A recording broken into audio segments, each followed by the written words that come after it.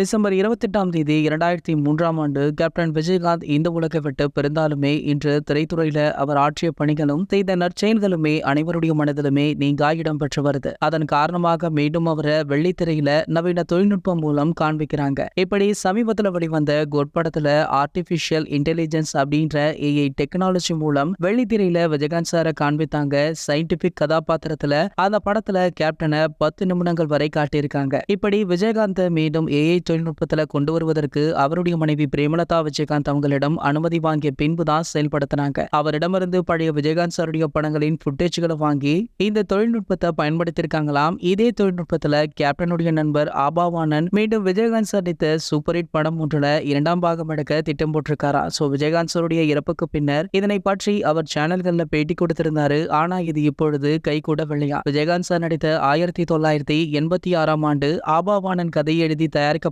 படம் தான் ஊமை விழிகள். இந்த படத்துடைய 2ஆம் பாகத்தை எடுக்க தயாரிப்பாளர் ஆபாவானன் திட்டமிட்டிருந்தாராம். அதற்கு ஏஐ தொழில்நுட்பத்தை பயன்படுத்தலாம் அப்படின்னு எண்ணிக்கொண்டு அவருக்கு விஜயகாந்த் சாருடைய குடும்பம் மறுப்பு தெரிவித்ததாக சொல்லப்படுது. இதனால இந்த படத்துடைய 2ஆம் பாகம் டிராப் ஆகி உள்ளதாக தற்போது செய்திகளுமே கிடைச்சிருக்கு. இது போன்ற சினிமா செய்திகளை பத்தி நீங்க உடனே தெரிஞ்சுக்க நம்மளுடைய செய்தி துளிகள் அப்படின்ற நம்ம சேனலை சப்ஸ்கிரைப் பண்ணிக்கோங்க.